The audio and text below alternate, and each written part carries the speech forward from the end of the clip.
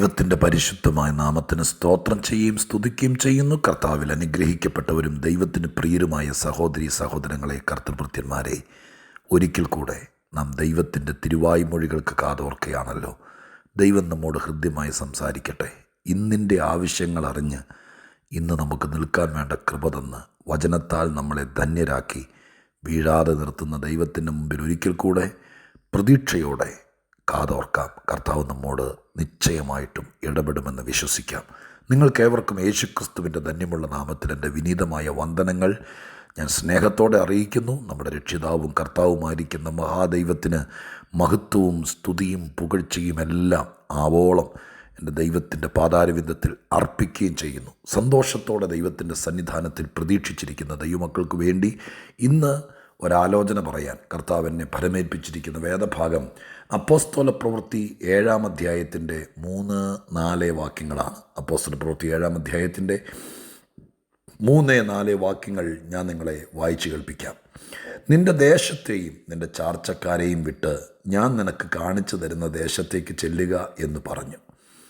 അങ്ങനെ അവൻ കൽദയരുടെ ദേശം വിട്ട് ഹാരാനിൽ വന്നു പാർത്തു. അവൻ്റെ അപ്പൻ മരിച്ച ശേഷം ദൈവം അവനെ അവിടെ നിന്ന് നിങ്ങളിപ്പോൾ പാർക്കുന്ന ഈ ദേശത്തിൽ കൊണ്ടുവന്ന് പാർപ്പിച്ചു. ശ്രദ്ധിച്ചെങ്കിൽ മനസ്സിലാകും. ആദ്യത്തെ വാക്യം അഥവാ 3-ാം വാക്യത്തിൽ അബ്രഹാമിനെക്കുറിച്ചാണ് പറയുന്നത്. അബ്രഹാം ഹാരാനിൽ വന്നു പാർത്തു. എന്നാൽ കനാനിൽ ദൈവം കൊണ്ടുവന്ന് പാർപ്പിച്ചു. വന്നു പാർത്ത കാലവും കൊണ്ടുവന്ന് പാർപ്പിച്ച കാലവും. ഇത് സ്തേഫാനോസിൻ്റെ പ്രസംഗമധ്യത്തിലാണ്. സ്തേഫാനോസ് പ്രസംഗം തുടങ്ങുമ്പോൾ ആളുകളോട് അബ്രഹാമിനെക്കുറിച്ച് പറയുന്ന പരാമർശമാണ്.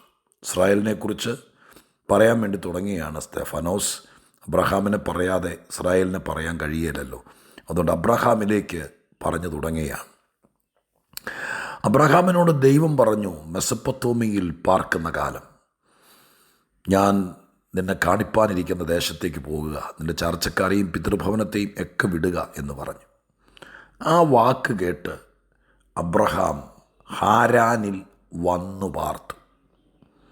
അതിനുശേഷം ദൈവം അവൻ്റെ അപ്പൻ ഹാരാനിൽ വെച്ച് മരിച്ചതിന് ശേഷം ദൈവം കനാനിൽ കൊണ്ടുവന്ന് പാർപ്പിച്ചു. എനിക്കൊരു പ്രത്യേകത തോന്നി. എന്തുകൊണ്ടോ ഈ 2 വാക്യങ്ങൾ ഇന്ന് രാവിലെ വളരെ നേരം ഞാൻ ഈ വാക്യത്തിലേക്ക് നോക്കിയിരുന്നു. ഞാൻ അങ്ങനെ ഒരു സ്വഭാവക്കാരനാണ്. കുറേ നേരം സൂക്ഷിച്ചു നോക്കും. യാക്കോബിൻ്റെ ലേഖനത്തിൽ എഴുതിയിട്ടുണ്ട്, ഈ സ്വാതന്ത്ര്യത്തിൻ്റെ ന്യായപ്രമാണത്തെ നിങ്ങൾ ഉറ്റുനോക്കാൻ. ഞാൻ കുറേ നേരം ആകാംക്ഷയോടെ ഉറ്റുനോക്കി. അങ്ങനെ നോക്കുന്ന നേരം എനിക്ക് എന്തൊക്കെയോ പ്രത്യേകതകൾ തോന്നും. ആ സമയത്താണ് അന്തരാത്മാവിനോട് ദൈവാത്മാവ് ഇടപെടുന്നത്. ദൈവമാണ് ദൈവത്തിൻ്റെ വചനം. ആ വചനത്തെ ശ്രദ്ധിക്കുമ്പോൾ ദൈവം നമ്മോട് സംസാരിക്കാൻ തുടങ്ങും. കർത്താവിനോട് പറഞ്ഞത് എന്താണെന്ന് പറയട്ടെ. ഇവിടെ ഒരു ദൈവവിളി കേൾക്കുകയാണ് ഒരു മനുഷ്യൻ. ദൈവത്തിൻ്റെ അരുളപ്പാട് കേൾക്കുകയാണ്. എന്താണ് അരുളപ്പാട്? നിൻ്റെ ചാർച്ചക്കാരെയും പിതൃഭവനത്തെയും വിട്ട് ഞാൻ നിനക്ക് കാണിക്കാനിരിക്കുന്ന ദേശത്തേക്ക് ചെല്ലുക. ഇത് ദൈവം പറഞ്ഞു. പിന്നെ ദൈവം അങ്ങ് സൈലൻ്റായി. ഈ വാക്കിനോട്, ഈ ആഹ്വാനത്തോട്, ഈ പരമവിളിയോട് നാം പ്രതികരിക്കണം. ഇവിടെ അബ്രഹാം തന്നെ, ആരും നിർബന്ധിച്ചില്ല, ദൈവം പിടിച്ചിറക്കിയില്ല, കൂടെ ആളുകളെ വിട്ടില്ല. നീ ഇറങ്ങുന്നില്ലേ, പോകുന്നില്ലേ എന്ന് ആരും വന്ന് ചോദിച്ചില്ല. വീട്ടിലൊരു 7 ദിവസത്തെ ഉപവാസം വെച്ച് ഇത് ദൈവം തന്നെയാണോ വിളിച്ചത് അല്ലയോ എന്നൊന്നും സംശയിച്ചില്ല. ഒന്നും നടന്നില്ലെന്ന്. ദൈവം പറഞ്ഞത് കേട്ട് അബ്രഹാം സ്വദേശം വിട്ട് പാതി വഴി എന്ന് കൂട്ടിക്കോ, ഹാരാൻ, അവിടെ വരെ അബ്രഹാം തനിച്ചു വന്നു. ആരും കൊണ്ടുവന്നതല്ല. ആ വാക്കനുസരിച്ചു. ദൈവവിളി കേട്ടു. തന്നെത്താൻ തീരുമാനമെടുത്തു. തന്നെത്താൻ ഇറങ്ങിത്തിരിച്ചു. നാളെ എന്തെന്ന് വിചാരിക്കാതെ ദൈവത്തെ വിശ്വസിച്ചു. തനിക്കുള്ളവരോടൊക്കെ പറഞ്ഞു. അതുകൊണ്ടാണല്ലോ അപ്പനടക്കമുള്ള ആളുകളിങ്ങ് ഇറങ്ങിപ്പോകുന്നത്. അബ്രഹാമിന് അരുളപ്പാടുണ്ടായി. എങ്കിലും തന്നോടുകൂടെ ലോത്ത്, തേരഹ് ഒക്കെ ഉണ്ടായിരുന്നു. സാറ, ഇവരെല്ലാവരും കൂടി ഇങ്ങ് ഇറങ്ങിപ്പോന്നു. അങ്ങനെ ഹാരാനിൽ വന്നു പാർത്തു. ആരും കൊണ്ടുവന്നതല്ല. ഞാനിങ്ങനെ പറയട്ടെ, ഇതൊന്ന് മനസ്സിലാക്കാൻ വേണ്ടി. ദൈവവിളിയുടെ പാതി വഴി ദൈവം അങ്ങനെ കാത്തിരിക്കുക. ഇവൻ ഇറങ്ങുന്നുണ്ടോ, വരുന്നുണ്ടോ, ഇത് വിശ്വസിക്കുന്നുണ്ടോ, അനുസരിക്കുന്നുണ്ടോ എന്നറിയാൻ വേണ്ടി കർത്താവ് ഇങ്ങനെ മാറി നിന്ന്, ഇങ്ങനെ കൊച്ചു കുഞ്ഞുങ്ങളെയൊക്കെ നമ്മൾ കൊണ്ടിരുത്തിയിട്ട് കിടത്തിയിട്ട് നമ്മൾ മാറി നിന്ന് നോക്കില്ലേ? കുഞ്ഞ് കമന്ന് വീഴുവാണോ, തന്നെത്താൻ ആ പ്രായം ഓർക്കുന്നില്ല, പിടിച്ചെഴുന്നേക്കാൻ ശ്രമിക്കുന്നത്, അമ്മയെ ഇങ്ങനെ തലപൊക്കി എവിടാന്ന് നോക്കുന്നത്. അതുപോലെ ദൈവം തമ്പുരാൻ, ഞാനിതൊക്കെ എൻ്റെ മനസ്സിലങ്ങനെ കാണും. അബ്രഹാമിനെ ഇങ്ങനെ ഉറ്റുനോക്കുക ദൈവം. അബ്രഹാം എന്തെങ്കിലും ചെയ്യുന്നുണ്ടോ, ഇറങ്ങുന്നുണ്ടോ, വീട്ടിൽ ഈ കാര്യത്തെക്കുറിച്ച് സംസാരിക്കുന്നുണ്ടോ? എന്തെല്ലാം കാര്യം ചെയ്യാൻ ദൈവമക്കളെ. നിങ്ങൾക്കും എനിക്കും ദൈവവിളി ഉണ്ടായിട്ട് വീട്ടിൽ പോലും ഈ കാര്യം മിണ്ടുന്നില്ലല്ലോ. പ്രാർത്ഥിക്കുമ്പോൾ പോലും എന്നെ അനുഗ്രഹിക്കണേ, എന്നെ ഉയർത്തണേ, എന്നെ ആരും തൊടല്ലേ എന്ന് പ്രാർത്ഥിക്കും. പക്ഷേ എൻ്റെ ദൈവമേ, എന്നെ വിളിച്ച് എൻ്റെ ചങ്കിനകത്താ വിങ്ങലുണ്ട്, എനിക്കിറങ്ങണം എന്നുപോലും പ്രാർത്ഥനയെപ്പോലും ദൈവം തമ്പുരാനോട് പോലും അത് ഞാൻ സ്വീകരിച്ചു എന്നുള്ളത് മനസ്സിലാക്കാൻ വേണ്ടി പറയുന്നുണ്ടോ ആവോ? ഇപ്പം ദൈവം കാത്തിരിക്കുക. വീട്ടിൽ ഈ കാര്യം പറയുന്നുണ്ടോ? പോകാൻ വേണ്ടി ഷട്ടും തുണിയൊക്കെ തേച്ച് മടക്കുന്നുണ്ടോ? ഒരുങ്ങുന്നുണ്ടോ? ഇങ്ങനെ നോക്കിയിരിക്കുമ്പോൾ അബ്രഹാം തൻ്റെ പ്രിയപ്പെട്ടവരുമായി അവരെയും കൂടി വിളിച്ച് ദേശം വിട്ട് പുറപ്പെടുന്നു. ഹാരാനിൽ വന്നു പാർത്തു. പാതി വഴി തന്നെത്താൻ വന്നു. അവിടെ വെച്ച് ഒരുപക്ഷെ അബ്രഹാമിൻ്റെ അത്താണിയായിരുന്ന അപ്പൻ മരിച്ചു കഴിഞ്ഞപ്പോൾ പിന്നെ അബ്രഹാം തന്നെ വന്നു എന്നല്ല, തന്നെ നടന്നു എന്നല്ല, തന്നെത്താൻ കണ്ടുപിടിച്ച് കനാനിൽ ഒരു കണക്കിന് 5-6 വണ്ടി മാറി കയറി മഴയും നനഞ്ഞ് കുന്നും മലയൊക്കെ ചാടി ഇറങ്ങി പാതിരാത്രി ആയപ്പോഴത്തേക്കും ചൂട്ടുകറ്റയും കത്തിച്ചുകൊണ്ട് വന്ന് ഒരു കണക്കിന് പാമ്പ് കടിക്കാതെ വന്ന് കയറി എന്നൊക്കെ ചില ആൾക്കാർ പറയില്ലേ, അതുപോലെ വന്ന് കയറിയെന്നാണോ? ഞാൻ എൻ്റെ തനതായ നാടൻ ശൈലിയിൽ അങ്ങ് പറഞ്ഞെന്നുള്ളൂ കേട്ടോ. വഴി തെറ്റി അലഞ്ഞ് ഒരു കണക്കിന് വണ്ടിയും കിട്ടാതെ നനഞ്ഞ് ചില സന്ദർഭത്തിലൊക്കെ ഇല്ലേ, ചിലരൊക്കെ വന്നിട്ട് പറയും, എൻ്റെ പൊന്നുമോനെ ആദ്യത്തെ വണ്ടി അങ്ങ് പോയി, പിന്നെ കിട്ടിയില്ല, പിന്നെ കുറേ നേരം നോക്കിയെന്ന് ഓട്ടോയും കിട്ടിയില്ല, പിന്നെ നടന്നു, പിന്നെ ഒരു ചേട്ടൻ എന്നെ കണ്ടു സഹിക്കാൻ വയ്യാതെ കയറ്റി ഒരാൾ നാരങ്ങോളം മേടിച്ച് വന്നു, പിന്നെ ഒരു കണക്കിന് കുഴിയിൽ വീഴാതെ രാത്രി ആയപ്പോഴത്തേക്ക് ഒരു കണക്കിന് ഇവിടെ വന്നു എന്നല്ലല്ലോ പറഞ്ഞത്. പാതി വഴി കഴിഞ്ഞപ്പോൾ എൻ്റെ ദൈവം അവനെ ഏറ്റെടുത്തു. ഹാരാൻ മുതൽ കനാൻ വരെ അബ്രഹാം തന്നെ നടന്നതല്ല. ഹാരാൻ മുതൽ കനാൻ വരെ അബ്രഹാം വഴി തപ്പിപ്പിടിച്ചതല്ല. അവനല്ല വണ്ടിക്കൂലി മുടക്കിയത്. ഞാൻ എൻ്റെ തനതായ ഭാഷ പറയാട്ടോ. ദൈവം അവനെ കൊണ്ടുവന്ന് പാർപ്പിച്ചു. എൻ്റെ പ്രിയപ്പെട്ടവരെ, ഞാൻ ഇതിൽ നിന്നൊരു സത്യം പറയാം. നിൻ്റെ മേൽ കിടക്കുന്ന ദൈവനിയോഗം ഒന്ന് തിരിച്ചറിഞ്ഞ് കർത്താവ് നിന്നെക്കുറിച്ച് ഇപ്പം കാണുന്നത് പോലെ ഒരു തരം വഴുകപ്പരുവത്തിൽ ഉഴപ്പിത്തല്ലി ഒത്ത പ്രാർത്ഥനയൊന്ന് നടത്തി, ക്ഷീണോ ഇല്ലെങ്കിൽ സന്ധിക്ക് ഭിത്തിയെ ചാരിയിരുന്ന് എല്ലാവരും കൂടി ഒരു പാട്ട് പാടി ഉറക്കം തൂങ്ങി പ്രാർത്ഥിച്ച്, അതൊക്കെ വിട്ടിട്ട് ദൈവം വിളിച്ച വിളിയുടെ വിലയറിയുക.